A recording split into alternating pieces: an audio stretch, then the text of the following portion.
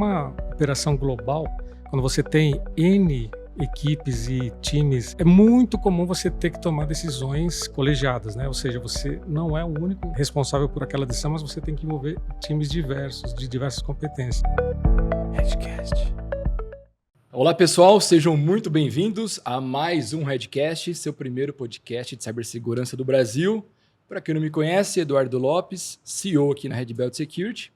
E hoje falaremos sobre o tema cibersegurança em estruturas de decisões complexas.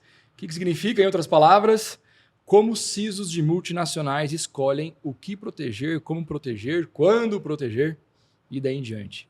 Então vocês imaginam a complexidade de um ambiente de uma empresa multinacional, matrizes, times de várias localidades, times no Brasil de formas remotas e daí em diante. Então é um assunto bem interessante que nós vamos desmistificar um pouquinho sobre esse tema e, claro, sempre trazendo aqui pessoas de altíssimo nível para debater, e hoje eu vou ser, acho que, um bom ouvinte também, vou dar uma provocadinha, claro, mas a ideia é sempre trazer muito conteúdo para todos vocês e compartilhar.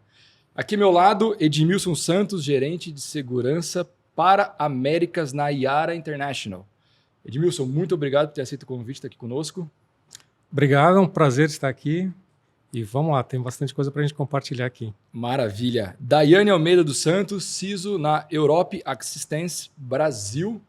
E não pronunciei errado, só a pronúncia do Brasil. Mas, por favor, Dai, como que é a pronúncia correta? Europe Assistance. Francesa. Francesa, né? Maravilha. Eu nem Matriz cheguei francesa. perto para tentar fazer isso, tá? Mas obrigado, Dai, por estar aqui conosco, por ter aceito o convite e compartilhar um pouquinho do dia a dia. Obrigada eu pelo convite aqui, né? Super rica essa discussão e que não acaba nunca. Tenho certeza, vai ser muito bom. Renato Amabile da Costa, gerente de segurança da informação na AGV. Renatão, já conhecido de longa data, grande parceiro, obrigado também. Né? Eu sei que não foi fácil sair da agenda, né, corriqueira, maluca que todos nós temos. E obrigado por estar aqui conosco. Obrigado, Eduardo, pela oportunidade, pelo convite. É uma honra estar participando aqui dessa mesa. Gente, honra é para nós, tá? De verdade. Vocês não têm ideia. Bom, começar sempre essa discussão aqui, trazendo alguns dados, né, para a gente puxar e depois ouvir um pouquinho. Mas a gente tem a plena certeza que um ataque cibernético acontece em minutos. Né? Temos dados disso. E a estrutura de decisão em cibersegurança, o que fazer, como, e talvez tomar certas medidas, não é bem assim. Uhum. Primeira coisa é que nós estamos sempre vivendo um mundo de proteção, e aí o dia a dia acaba nos tomando, e a partir daí, quando algo fora da normalidade acontece, o ser humano já tem por si só aquela ideia e a ideologia de acreditar que será que é mesmo? Não, calma, às vezes é algum probleminha, é difícil você levar já em consideração e viver com aquele nível de alerta sempre máximo, né? Senão a gente já piraria.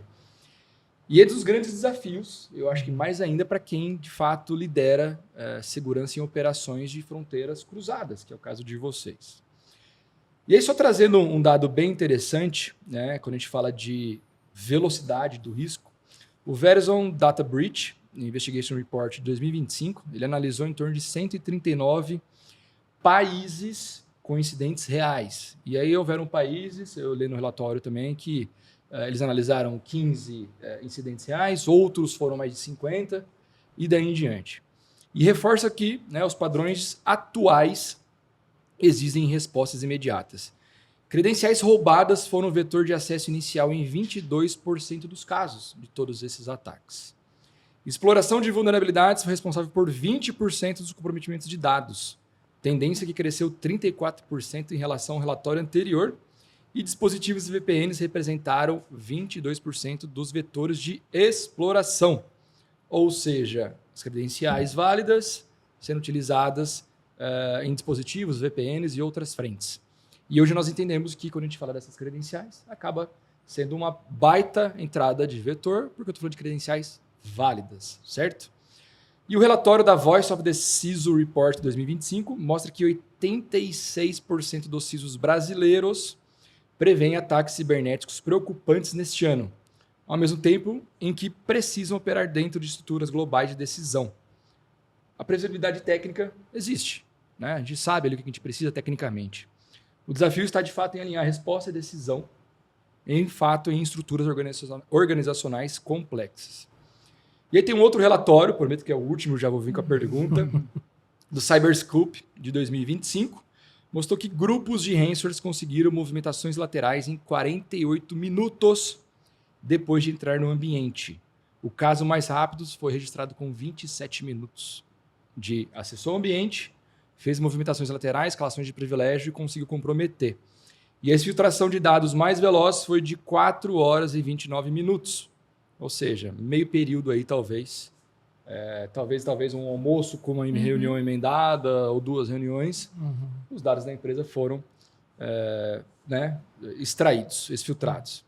E agora eu queria, Edmilson, começar por você. A gente falou ali que é complexo decisões, mas na prática, o seu dia a dia, e eu tenho certeza que o dia a dia de um vai ser totalmente diferente do dia a dia do outro, para entender como que é, na prática mesmo, isso, a sua experiência, né? O que acontece ali no seu dia a dia? Decisões são tomadas em multi-equipes, equipes disciplinares. É necessário notificar outros países ou não? Ou você que recebe também a notificação? Como que isso é o dia a dia? Bacana, essa pergunta é bem importante, porque o que acontece? Numa operação global, quando você tem N equipes e times espalhados por todo, enfim, a gente fala, né, o famoso Ride the Sun, né, seguir o sol, é muito comum você ter que tomar decisões colegiadas, né, ou seja, você não é o único responsável por aquela decisão, mas você tem que envolver times diversos, de diversas competências. E aí começa a complexidade, porque a primeira coisa é identificar aonde que aconteceu, qual é a extensão, o impacto e se isso pode se espalhar por toda a corporação. Dependendo da empresa e da sua estrutura, a gente está falando pode ser que um ataque seja só de escala local, ou regional, ou global. E aí começam os famosos gabinetes de crise para a gente saber onde é que a gente vai atuar, se é local, se é regional, se é global, e aí começam as famosas cadeias de comando para a gente saber quem a gente vai envolver para tomadas de decisões, e muitas vezes tomar decisões que podem impactar o negócio ou não, e também quem que vai ser responsável por essas ações no tempo necessário pelo negócio. E aí entram questões regulatórias, questões operacionais, financeiras, impacto e assim por diante. É uma decisão que não é fácil, muitas vezes, dependendo se a gente está falando de ataques de grande extensão, a gente sabe que vai ter que envolver times diversos, às vezes acordar a pessoa no meio da noite, ou então envolver SOCs diferentes. Isso é bem interessante, porque você pode ter SOCs de diferentes vendors, quando você tem, de acordo com cada solução usada na empresa, você vai ter que envolver, inclusive, equipes dos vendors, né? Equipes diversas. Então, assim, é complexo, depende. A primeira coisa, o primeiro grande desafio para a gente é entender o que aconteceu, onde aconteceu, a extensão e saber como que a gente vai atuar nesses casos, né? Esse é o principal desafio. E isso é interessante porque quando a gente conversa de empresas multinacionais, eu sou responsável por segurança no Brasil, nas Américas, ou a minha empresa é multinacional, mas nasceu no Brasil, então a gente que comanda todo o circuito de cibersegurança, há esses questionamentos. Mas não é vocês que decidem. Gente, tem cenários, até de empresas que nós, né, gerenciamos, cuidamos, aonde o vendor de firewall daquela localidade no Canadá é uma empresa local que implementa, que faz as regras e os bloqueios e as liberações. Então, você precisa fazer algum tipo de acesso através deles. E aí daí que entra talvez fortemente a orquestração, mas aí é um próximo capítulo, né? Daí lá, como que são as coisas, como que funciona? Bom, lá também a gente tem aí times multidisciplinares, né? E aí tem times da holding, tem times locais. E aí entrando nessa questão de, né, primeiro identificar, classificar e ter velocidade na resposta, uma coisa que eu acho que é muito importante que a gente tenha isso previamente é uma governança muito bem especificada, porque é isso que vai te dar velocidade na tomada de decisão. Inclusive para saber quando precisa envolver a holding, por exemplo, né? No meu caso, a holding está fora, né? Não somos nós a holding. E aí, nesse caso, né, a gente precisa entender, ok, qual é a classificação desse incidente? E o que é importante também dizer é que, muitas vezes, o incidente, durante, né, a avaliação dele, a partir de identificação até a contenção, a gente vai A gente daqui a pouco, ele iniciou como uma coisa pequena, e em um outro momento a gente entende que é maior ou que pode ter um impacto maior, e aí vai ter que envolver outros times. Essa questão é a gente ter times lá fora, times aqui, né, tem a importância de cada um. Muitas vezes tu tem um time super especializado tecnicamente lá fora, mas tu não tem, eles não conhecem do negócio. E aí tá toda a importância de tu ter o time engajado aqui muito fortemente, entender quem engajar, de novo, ter essa governança, ter comitês de crise, entender desde o nível técnico até o nível decisório quem que a gente precisa envolver nesses momentos para justamente não criar uma burocracia por se tratar de uma empresa, né, multinacional e que tem níveis de decisão, mas a gente tem muito claramente até onde a gente pode, até onde a gente tem independência para atuar. Então a governança é o que dita a regra. Exatamente. Para tomar decisão rápida, a gente precisa ter, inclusive, exercitado isso antes, né? Por isso que tu exercita comitê de crise, simulação de ataque cibernético, para saber quais os caminhos que envolver rapidamente numa situação dessa em que a decisão precisa ser rápida e a tomada de ação para contenção, né? Justamente ok, eu preciso parar aqui, tirar uma porta, fechar uma porta e aí, para negócio também? Não para? Quem que a gente envolve? Quem é que toma essa decisão? Né? Qual é o risco maior de eu parar em algum momento o negócio ou de eu conter aquele ataque de fato? Extremamente interessante. E lá, meu amigo? Pois é, né? Nós temos operação tanto no Brasil quanto na Colômbia, né? E são operações distintas, não, parece que são duas empresas diferentes, porque, falando inclusive de ambientes tecnológicos, estão totalmente apartados, heterogêneos, né, com times específicos, com tecnologias diferentes, que no fim do dia traz essa dificuldade para a gente, né? Como que a gente consegue, de fato, né, simplificar a nossa vida, padronizar, né, ambientes totalmente diferentes e desconexos, né? Isso é bom e ruim, né? É bom porque talvez no incidente a gente consegue conter mais facilmente e não trafegar, né, entre os países. Mas é ruim por conta dessa diversificação, né, e dessa complexidade. Regulamentações diferentes também. Então, a gente tem LGPD aqui no Brasil, lá na Colômbia a gente tem também uma lei de proteção de dados exclusivo deles, né? Então, tem ali a governança diferente, a responsabilização diferente, notificações que a gente tem que, né, mapear para também não ficar maluco, né, de tantos itens, né, tantos controles que a gente tem que ter no fim do dia para controlar, né? E maturidades diferentes também, né? A gente tem, né, nessas duas empresas, né, níveis diferentes. Como que eu equalizo, né? O que eu trago de bom de lá para cá, o que eu levo de bom daqui para lá, né? Como que eu consigo, né, minimamente ter um padrão, né, entre os dois ambientes. Então, é um desafio muito rico, né, e complexo. Eu gostei da palavra rico. Divertido. Porque isso que falou, a gente muitas vezes precisa entender que às vezes, inclusive, a capacidade financeira não é a mesma de uma planta para outra, né? Sim, então, tu não pode exigir o mesmo nível de maturidade de um lugar para outro. Existe uma curva, né, de maturidade diferente em cada local. Perfeito. E o que eu estava reparando é assim, vamos dar um exemplo. Ontem estava um fundo de investimento aqui, que o cenário deles era o seguinte, eles possuem 18 empresas abaixo deles, que eles adquirem, né, organizam, continuam, e eles não vendem, eles continuam a administração. É bem diferente. E eles vieram nos avaliar, o fundo veio nos avaliar. Então, as empresas do Brasil, que são 2 empresas no Brasil, escolheram, né, nos escolheram, e aí, legal, vamos seguir. E então veio o CIO global, junto com o manager de risco e o responsável pelo fundo aqui no Brasil também. E a conversa dele era...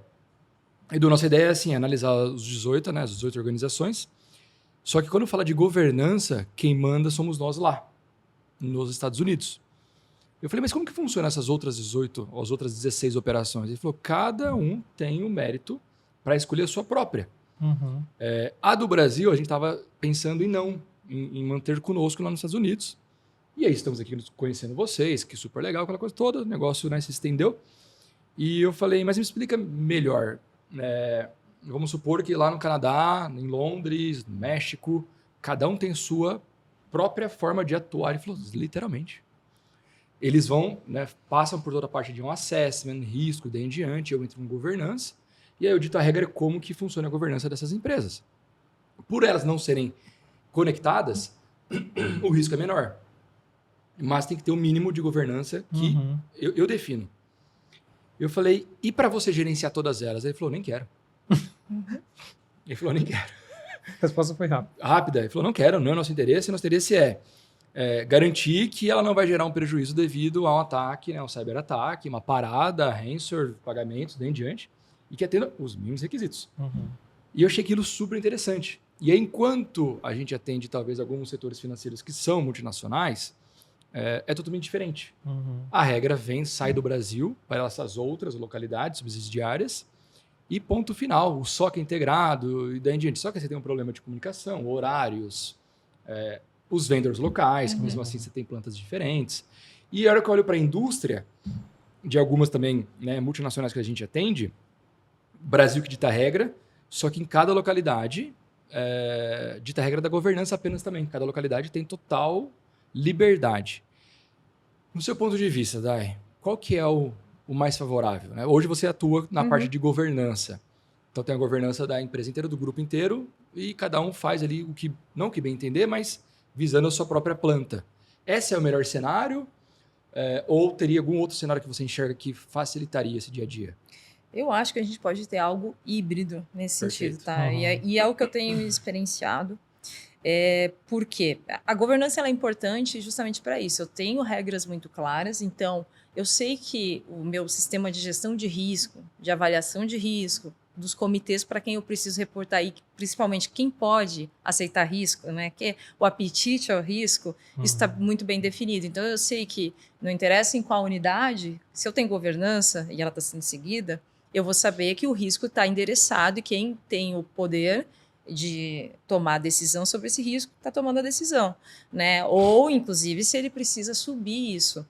No entanto, eu acho que também a gente tira vantagem de ter alguns serviços compartilhados, coisas que muitas vezes, para o tamanho de uma unidade, tu não teria capacity para ter uma ferramenta robusta, por exemplo, implementada, e quando tu adquire isso globalmente, tem um time que gere isso globalmente, é vantagem para ti, porque tu tem, né, um time altamente especializado com experiência, inclusive, de incidentes, de parametrizações, de entregar políticas, eu estou falando da parte técnica mesmo, né, de postura de segurança, que tu consegue beber na fonte de outros países, de gente que já está fazendo isso há mais tempo, de gente que tem operações maiores que atua, mas que tu pode, inclusive, aplicar as mesmas políticas no teu ambiente.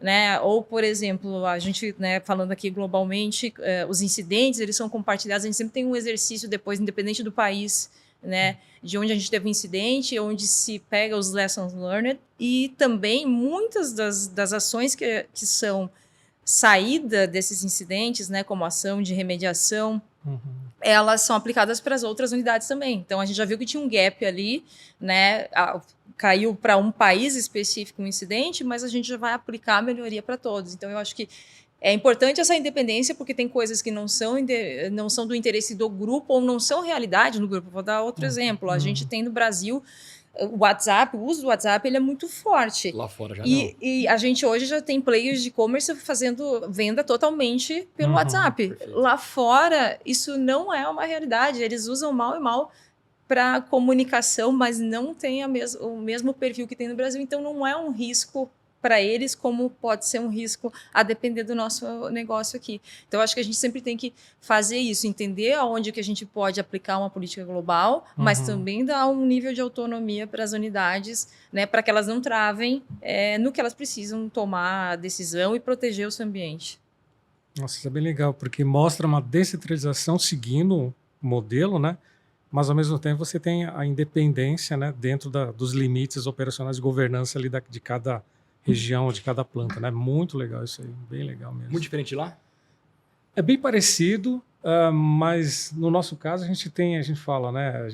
As plantas elas têm uma certa independência na questão industrial, porém seguindo um modelo de governança central, mas dentro do modelo operacional eles têm uma certa independência, né? E aí entra a questão bem forte de justamente seguir o modelo de governança, mas a gente fala, né, tropicalizando, né, algumas coisas, né? Que demais. E lá, você acha que lá vocês são totalmente apartados, né? Como se realmente fosse outra empresa. Sim, mas a gente optou por falando de cibersegurança e segurança da informação, a gente optou por um gerenciamento unificado, centralizado. Aqui no Brasil.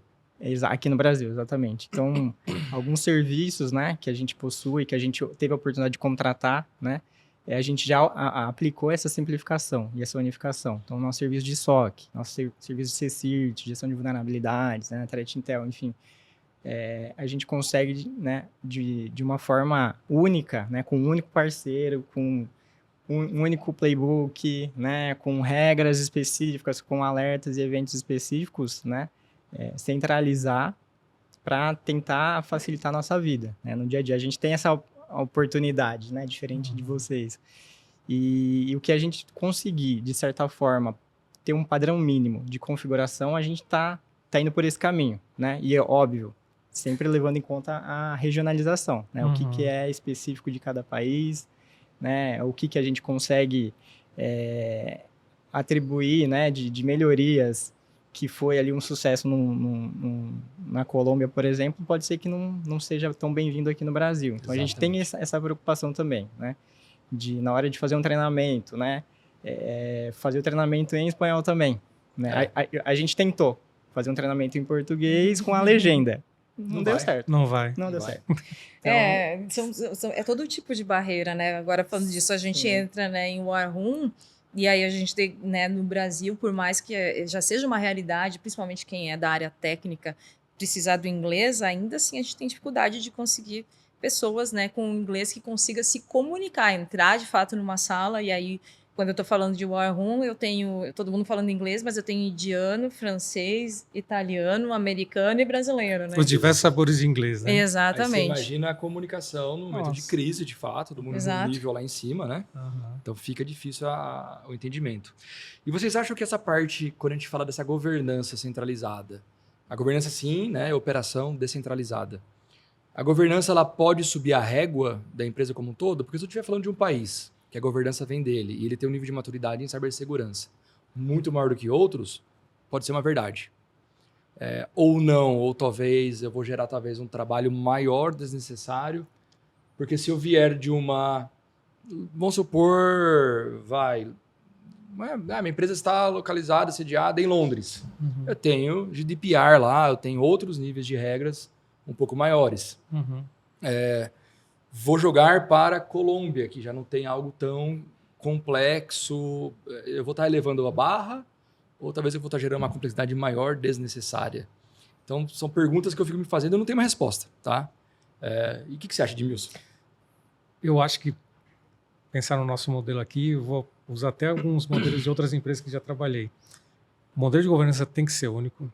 Acho que, assim, não tem jeito. Você tem que partir de um princípio que seja unificado. Não tem jeito.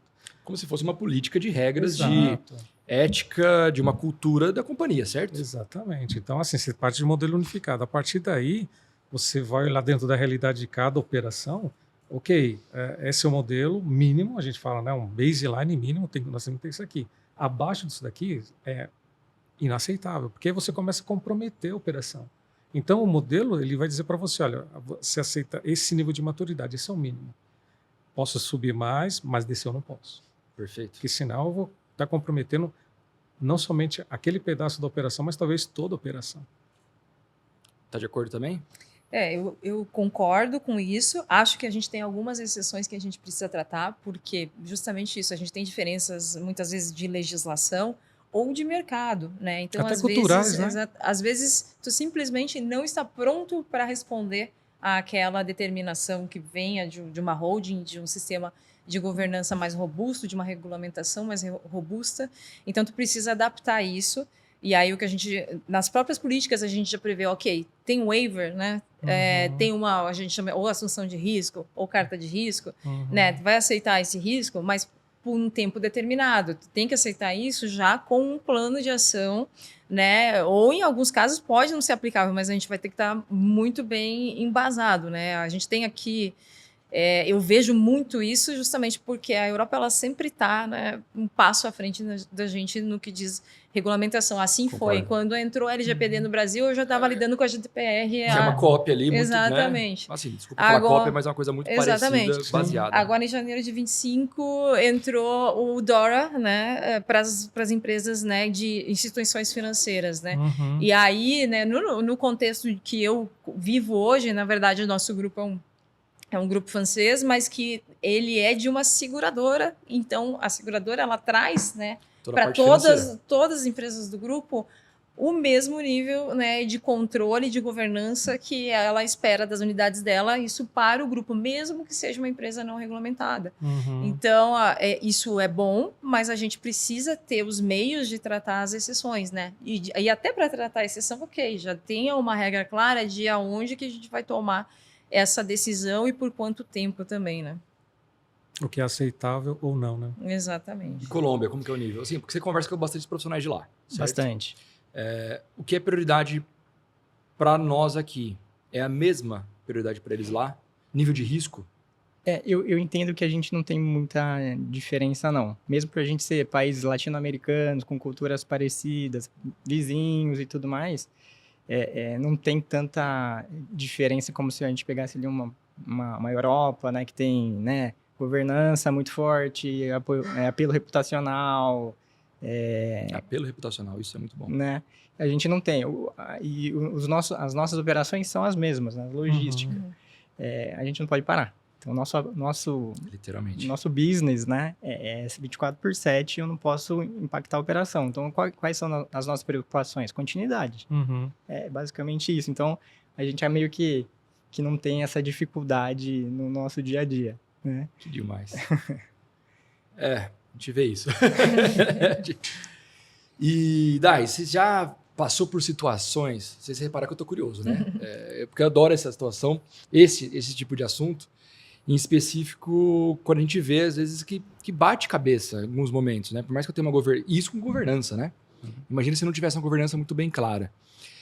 Você já passou por situações onde o que está acontecendo aqui dentro tem um certo cenário, uma certa agilidade do que precisa ser feito, né? Corrigido, atuado, e lá fora eles entenderam que não é tanto isso, não, calma, não deram a certa prioridade que você está vendo aqui, ou vice-versa?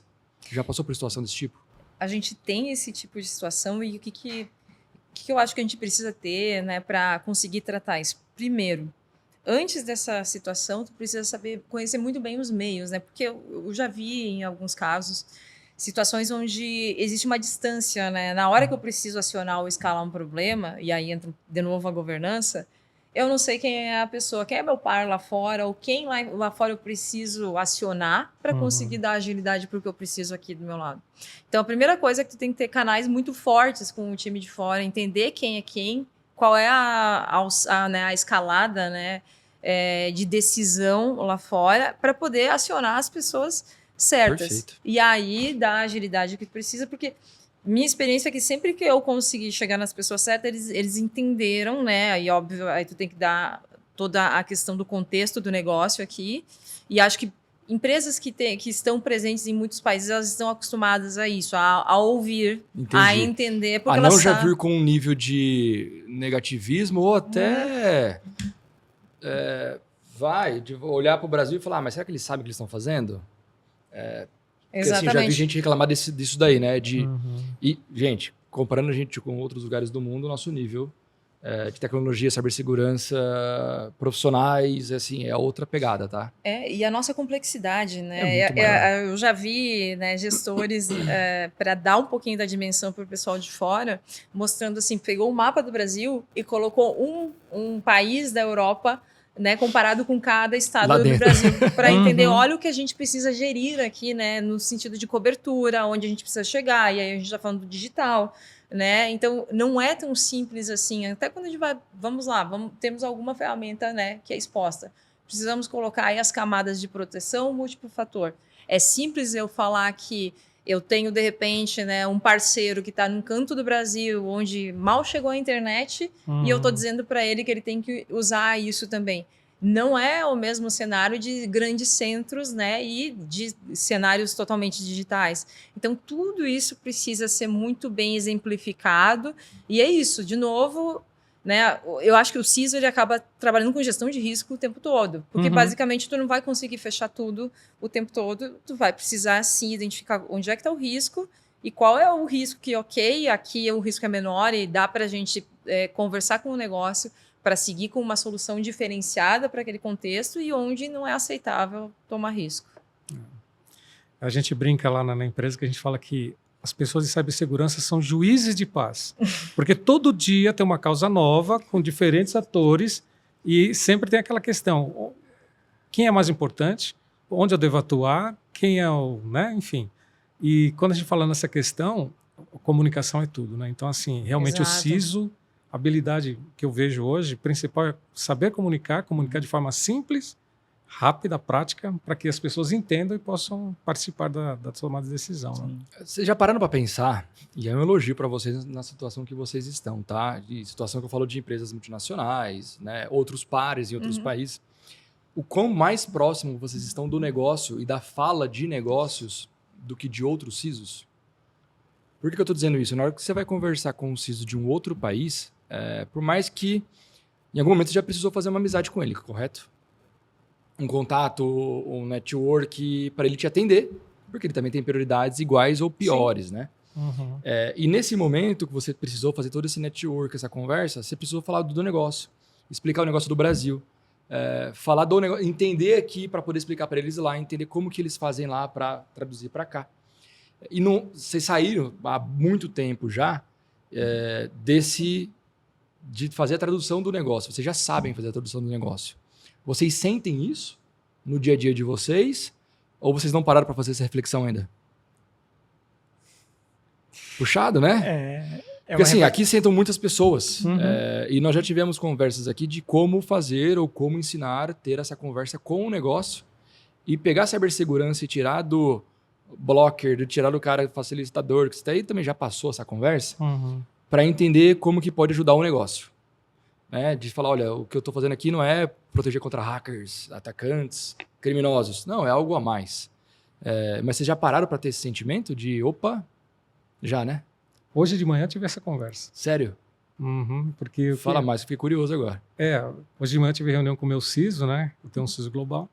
E aí o que acontece? A gente estava justamente discutindo isso, a proximidade que os times, os responsáveis por cibersegurança nas regiões têm do negócio. Porque a gente sempre na nossa conversa começa dizendo o seguinte, bom, o negócio está deste jeito, tem essa demanda, só que existem estes riscos.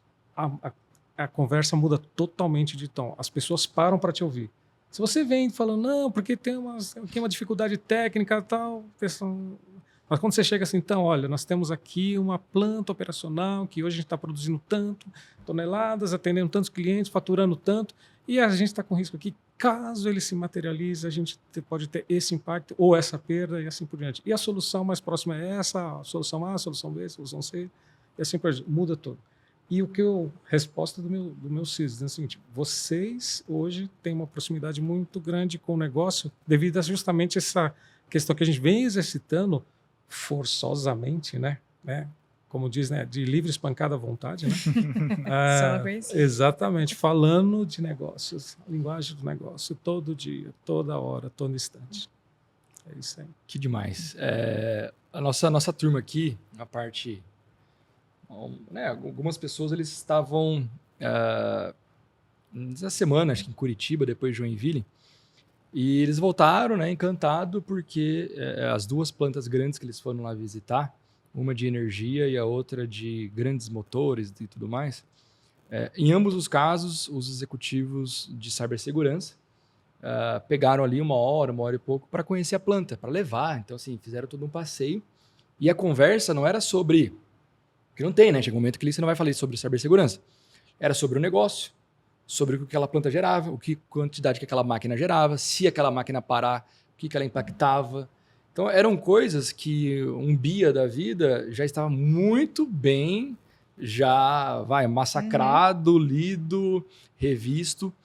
E a gente conversou isso hoje cedo sobre isso, do tipo, você já parou para perceber que as empresas multinacionais, né, que são essas grandes indústrias também, daí em diante, a linguagem do CISO é totalmente diferente.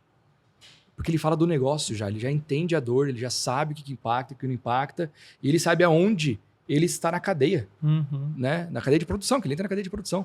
Exato. Então é um bate-papo muito diferente. E aí isso que você falou é muito importante, porque, por exemplo, no meu time, entra alguém, eu falo, a primeira coisa que você vai fazer é sentar lá do lado da operação e entender o que é o negócio. Porque segurança não existe sem o negócio. A gente está aqui e aí é essa conversa que eu tenho que ter nesse sentido de falar a linguagem do negócio. Segurança está aqui para deixar o negócio crescer de forma estruturada, né, segura, sem ter paradas, sem ter soluços, né? Esse é o nosso papel. E aí entra essa questão de falar a linguagem do negócio, de entender o que para, né, se acontecer alguma coisa aqui, né? Que impacto tem, o que para de faturar, que multas contratuais eu tenho com os meus clientes se alguma coisa aqui parar. Isso tudo tem que estar muito claro. E por isso, inclusive, de novo, volto para a governança, né? Porque a governança te dá autonomia, te dá caminhos rápidos, porque a própria carta de risco, eu já tive essa experiência várias vezes, no sentido, a gente está falando aqui, mas o risco é tão pequeno, aí a hora que tu coloca tudo no papel, e diz, então, beleza, assina aqui. Opa, peraí. Calma, não é bem isso. Não né? é bem isso, eu acho que a gente pode dar mais uma olhada e tentar fazer aqui um paliativo, e aí, invariavelmente, essa conversa acontece quando tu formaliza, né, aquilo que não era nada, e quando, né, a pessoa para e dá atenção para aquilo, muda, né, muda o cenário e muda a postura. Que demais. E concordo. E eu acho que a gente chegou nesse nível de tanto apanhar. Né? De tanto... Excelente, é isso. De tanto tentar levar jargões e relatório técnico e discussões técnicas lá para cima e não ser ouvido. É isso, o apanhar é isso, né? Não é de tomar porra, é de assim, cara... Legal, ok, fica pra próxima. Não, vamos ver ali uma agenda no momento. Exatamente. E a hora que você tá na agenda, você vê que ninguém tá prestando atenção direito. Exatamente. Você fala, opa, o que eu preciso fazer para cativar? Exatamente. A gente tem que adaptar a linguagem, né? A comunicação para... E comunicação, né? Como o Edmilson falou, é uma arte. A gente tem que treinar e falar a mesma linguagem deles e aí a gente vai ser ouvido. E, Renato, como que foi essa evolução lá? Muito importante. Você precisou conversar, você precisou parar e rever, pedir ajuda. Para quem está nos ouvindo mesmo, como que, né? Sim. Logo quando eu cheguei, né? Eu tô há pouco tempo, né? 4, 5 meses na empresa. Logo que eu cheguei, eu pedi uma agenda executiva. Conversei com o meu diretor e falei assim, seria muito importante a gente levar esse tema lá para cima, né? Explicar e desmistificar a segurança da informação, o que ela é, o que ela não é, né? Ela não é uma área de prevenção a vendas, como, né, muitas pessoas acreditam. Não, a gente está aqui para ajudar o negócio a crescer, mas de forma segura, né? Resiliente e conseguir, né, se manter ali. E nessa reunião, né, eu consegui que todos participassem, né? Foi ali um desafio, né? Várias reagendas, né, da reunião. Mas eu consegui, né? Eu consegui levar, né, essa necessidade da onde a gente precisa chegar, né? Que segurança da informação tá junto, né? A gente tá no negócio junto com vocês. Eu quero conhecer o negócio, eu tô acabando de chegar, nunca fui do setor de logística, então preciso da ajuda de vocês para a gente evoluir, né? Para eu não fazer nenhum tipo de sugestão ou recomendação que vá atrapalhar o negócio. Exatamente, né? Às vezes vai ser por ignorância, por não conhecer, né? Não por né, outro tipo de direcionamento. E fui muito bem recebido, o pessoal entendeu, né? Gostou. E eu acho que abriu o canal de comunicação, né? Então, com a área financeira, por exemplo, tem o CFO lá, tem um canal aberto, vira e mexe, ele me pergunta, ele tira dúvidas, ele pede ajuda, ajuda meu time aqui. Então, eu acho que eu consegui dar o start ali, né? E agora... A evolução foi muito grande. Exatamente. E agora, passinho por passinho, a gente vai entendendo melhor o negócio, onde está a dor dele, como que a gente pode ajudar também ele a identificar riscos nos processos deles, né? Porque às vezes eles não têm essa visão, ideia, né? visão. E aí a gente pode ajudar eles. Eu falo, poxa, acho que dá para melhorar isso daqui e você não correr tanto risco assim, né? No dia a dia de vocês. E será que nós já podemos dizer que o Brasil está num nível de maturidade suficiente para entender que cibersegurança não é algo mais passageiro, não é algo mais de inovação, e é algo que veio para ficar, de fato, para sustentar o negócio? Acho que a gente está nesse nível nas empresas maiores, mas, que é bom. né, e as regulamentações estão forçando a barra. Exato. A LGPD forçou a barra, mas não é algo natural. Eu acho que empresas multinacionais ou empresas que fazem B2B, né, então elas estão atendendo outras empresas que são regulamentadas, sim, mas a gente tem aí um mar de outras empresas que não estão nesse nível. E aí, quando a gente fala da cadeia de fornecedores, essas empresas maiores agora vão começar a forçar, porque isso é o hype, né? Esse assunto tá aí, né? Em todas as roundtables que eu vejo, Concordo. né? O assunto da gestão da cadeia de fornecedores, ele está muito forte. E gerir a cadeia de fornecedores quer dizer, né, a gente avaliar o nível, a postura de segurança também deles, né? E aí tem regulamentações já específicas, né? No mundo de seguros tem isso, no mundo de bancos tem isso, né? Então, não basta mais só o banco ou a seguradora ter um nível de controle, mas ela precisa exigir, né, um nível adequado também dos seus fornecedores. Então, eu acho que a gente tem uma curva forçada nesse sentido, né? A gente tem empresas, grandes players muito maduros e mercados específicos como de seguros e financeiro como um todo, mas para os demais, né, essa curva agora eu acho que ela começa a acontecer. Muito mais fácil no setor regulado, né? Exatamente. Exato. E acho que você foi no ponto, porque justamente por essa questão de regulamentações, e a gente vive isso diariamente, os nossos parceiros, a gente começa a exigir deles uma coisa que eles não possuem. E a gente começa a receber coisas do tipo, poxa, você pode me ajudar? Porque eu não tenho isso, nem sabia que isso precisava para operar nesse nível de negócio. E aí quando, por exemplo, falando de logística, né? E aí pegando uma realidade, quando a gente fala assim, olha, como a logística é tão crítica para o meu negócio, eu tenho que ter parceiros que tenham a mesma, pelo menos o mínimo, né, de segurança que eu tenho para manter a minha operação. E aí você começa a dizer, cara, você tem 27.001, o que é isso? É de comer, de beber? Você sabe, você tem, como é que é o seu nível de prestação de serviço? Você tem toda a questão de governança, privacidade de dados, os dados que você possui, aí já começa. Aí as pessoas, conforme você vai falando, você vê a aflição tomando conta das pessoas. Então, assim, eu concordo totalmente com você, né? Brasil é uma outra realidade. E a gente tem uma curva de, assim, eu considero grande. Uma jornada grande. E não é barato, né, implementar segurança. Às vezes vai fazer um bid, né, com N fornecedores. Aí tem um muito mais barato. Aí, beleza, vem lá para o assessment de segurança. Aí vai ver, ele não tem nada. Obviamente, ele é mais barato porque ele não tem o custo, né?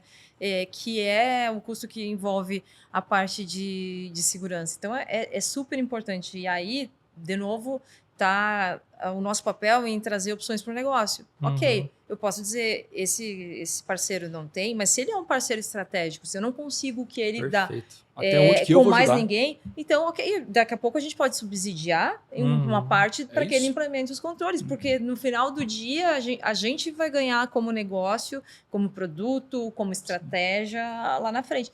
E aí eu acho, porque muitas vezes a pessoa do negócio vai dizer assim, não, segurança está me bloqueando. Não, segurança está aqui, te dando opção. Tu pode, como negócio, também tomar essa decisão de ajudar esse parceiro para que ele chegue no nível que a gente precise. É a segurança da informação como habilitador, né, de negócio. Isso aí matou. Aí sim você está como habilitador. Teve um episódio que nós gravamos aqui com o Ticiano da Natura, e que é parceiro nosso e tudo mais, e ele estava falando sobre o que é gerenciar mais de 30 mil né, fornecedores da cadeia ali de suprimentos e daí em diante. Ele falou, gente, tem um fornecedor específico, eu lembro, isso daí já faz, sei lá, 9, 10 meses. Ele falou, tem um fornecedor específico que ele tira um certo óleo vegetal lá da castanha, de não sei da onde, da árvore XYZ, que ele é único, ele é quase que único no Brasil. E são ele mais 7 pessoas nessa mesma empresa, né, trabalhando, e são os únicos. E como que eu vou falar para ele que ele tem que se digitalizar? Como que eu passo para ele lá o meu cheque, né? Checklist para fornecedores, que eu brinquei com ele. Falei, pô, quando você passou para a gente, parecia o mesmo nível do Banco Central. Ele falou assim, então, como que eu coloco esses caras lá? É impossível. Aí é onde a cibersegurança entra, conversa com ele, fala, olha, como que você faz? Olha, usa. Eu falei, Edu, nós chegamos a dar até licença que nós temos aqui, né, conversando com alguns fornecedores, para eles lá eram só 7, cara. Aí vira o facilitador, né, de você conseguir entender como que cibersegurança ajuda, garante que eles não vão parar. Porque o problema maior não era o risco que eles estavam trazendo para a Natura, na cadeia de alimentos, né, os suprimentos daí em diante. Era literalmente o risco dele parar e parar uma produção da Natura, referente a isso. E ali a gente ficou, sabe assim, sabe quando a cabeça vai, push, né, você fala, opa, aí entra a cibersegurança como facilitador. Né, e não um blocker. Sim. Antigamente ia fazer o quê? Ah, não pode. Cheque vai para outro. Então são coisas bem interessantes que nós não havíamos. Não pelo não, né? Não pelo não, né? Perfeito. Né? Tem um respaldo, né? Porque no final do dia, a hora que eu olho para compra, suprimentos daí em diante, eles colocam esses níveis de check para verificar, falar assim, não, será que eu estou a compliance ou não? Ou menor valor, que às vezes é o único, ou até o melhor ou maior valor, que você fala, eu quero esse cara. Mas olha, é o mais caro e ainda ele não atende nenhum requisito nosso. Calma aí, mas é o cara que, né, precisa desse negócio para produzir minha cadeia ali. Então, calma aí, como que cibersegurança entra nessa jogada para poder ajudá-los? Sim. E isso é muito, muito importante. E eu vejo, né, falando um pouquinho do setor de logística, que as empresas que têm esse potencial financeiro, né, de poder escolher, elas estão optando hoje. Então, se a gente não estiver, né, apto a concorrer com empresas maiores ou menores, enfim, mas que tenham, né, que atendam todos esses requisitos, a gente vai ficar fora, né? Porque a empresa, ela tá levando isso em consideração, ela tá fazendo o due diligence dela, a auditoria dela ali, para avaliar o fornecedor antes de contratar, e a gente vai ficar fora do bid se a gente não atender. Então, é mais um ponto ali da segurança, né, tratada como estratégico, né, dentro parceiro de negócio. Parceiro de negócio. Até para essas empresas, gente, que a gente entende que a cibersegurança ainda não é algo que eles olham, né? Nós estamos vendo muitos fundos ou qualquer outro tipo de empresa que compra empresa a realizar due diligence em cibersegurança antes de fazer uma aquisição. Mas vai ficar para baixar o preço? Para baixar o preço. Sim. Eles usam isso. E não é um risco aceito, porque... Vai ter que fazer um onboarding de segurança nessa empresa e vai ter um custo, Vai ter um custo. E assim, o pior, será que essa empresa já foi invadida? Será que ela já teve dados extraviados? Porque ele vai te dizer que não, mas na verdade ele nem não sabe, ele não tem monitoramento nenhum, né? Uma busca simples numa dark web ali, no threat intel, será que consegue descobrir coisas que eles nem imaginam? E é onde gera o risco. Fala, olha, você tem esse passivo aqui, que nós nem sabemos o impacto que vai gerar. Então, nós vamos reter X milhões em um caixa. Isso é normal, nós já vimos, né, acontecer bastante. Já ultrapassamos aqui os 50 minutos. 45 ainda minutos. Tá vendo que ele já estava ali levantando o celularzinho o tempo todo, né? Mas eu não vou encerrar ainda não, viu, Felipe? Eu vou fazer mais uma pergunta aqui, que eu adorei essa pergunta, que é literalmente o que vocês aprenderam sobre decidir segurança, cibersegurança em ambientes multinacionais, que não aparecem em frameworks, normas, e aí aquele nosso jeito brasileiro, do lado positivo, tá? Tivemos que dar nosso jeito. Começando por você, Edmilson. Essa tem que resgatar, hein? Nossa, não, mas é bem rápido essa resposta, é bem tranquila, porque assim, tudo parte da cultura da organização, por incrível que pareça. Cada empresa tem a sua cultura organizacional, a sua cultura desde quando ela foi fundada e como ela funciona. Existe aquele papel que tem lá missão, valores, etc. Legal, aquilo ali diz muito sobre a empresa, mas o dia a dia, né? O dia a dia tem muita coisa. E aí você começa a ver o modelo de gestão adotado versus a cultura da organização. Gente, isso é um choque que muitas vezes nós, CISO, né, a gente tem que saber lidar, balancear, né, os diversos interesses envolvidos. Porque muitas vezes a organização ela tem a cultura própria da empresa, né, e ela tem que seguir aquela cultura porque tomadas de decisões são feitas dessa forma e assim por diante. E aí, para nós, a gente tem que entender tudo isso, saber balancear e falar assim, entendi. Então, até eu brinco com o pessoal, falo assim, gente, os 100 primeiros dias de um CISO, né? Às vezes eu brinco com o pessoal, não é para você fazer um plano de segurança, não é para você entender como funciona aquela empresa, qual é a cultura, qual é os drivers internos e muitas vezes as influências, né? As forças que têm influência sobre tomar decisões e assim por diante. cultura. Essa é a principal questão. Eu até lembrei, o nosso diretor de operações tem um livro ali em cima da mesa dele que chama Meus Primeiros 90 Dias, né? Que ele deixa em cima da mesa. Porque as pessoas entram e geralmente elas já querem, né? Sair acelerando, mordendo tudo, resolvendo. Aí ele fala assim, leia o capítulo tal. Que é tipo, calma, né? Sinta a cultura, conheça as pessoas. Não é à toa que criaram ali o tempo de experiência, que não é uma data correta, não estou dizendo que está errado ou certo, mas o que eu estou dizendo que é certo é todas as pessoas têm que se adaptar, entender o ambiente que você está inserido, a cultura, ir devagar, dê o tempo seu também, né? Você está de mudança, calma, né? Dá tudo certo, mas é isso. Então é observar aonde você está inserido de fato. Exato. Super concordo com isso, né? A gente precisa, né, entender a cultura muito bem, entender o negócio muito bem e os vieses diferentes que o negócio tem. E acho que comunicação, né? Quando a gente está falando especificamente desse cenário de multinacional, de ter uma holding, é justamente entender quais são os caminhos que tu tem, né, com o time lá fora, entender essa estrutura e manter uma comunicação não só na hora da crise, né, para já ter esse elo muito forte com o time lá, entender como abordar os temas é muito importante. Acho que isso faz diferença, sim. Demais. Concordo, né? Não tenho como discordar. A parte de cultura, comunicação, de fato, são pontos. E aí o que eu posso contribuir a mais também, que eu estava pensando aqui, é tentar tirar a complexidade de alguma forma, simplificar ao máximo o nosso dia a dia, que já é complexo, que já existe ali diversas tecnologias, formas, técnicas, né, ferramentas, processos. Se a gente, né, não conseguir, de certa forma, conseguir gerenciar isso de uma forma leve, vai acabar, né, trazendo muito prejuízo no fim do dia, né? E também pessoas, né? Então, ter ali uma equipe bastante sintonizada, equalizada, né? Que não exista ali né? A gente brinca, né? Um super-herói, que ele sempre vai resolver alguma situação específica. Não, que todos ali façam parte ali do time, né? Do momento, da empresa e possam contribuir, se sentir parte. Então, acho que são pontos ali que eu complemento junto com as opiniões dos colegas ali que foram matador, sentido, né? Tá vendo, gente? Não sou eu falando, são eles, tá? De fato, se a gente for pegar aqui o nível de cada um, tempo de carreira, onde eles estão, são pessoas assim de altíssimo nível. E no final do dia a gente aprende, estuda tecnicamente para chegar ali a cadeiras, né, de CISOs, ou de gerentes, ou de supervisores, coordenadores e daí em diante.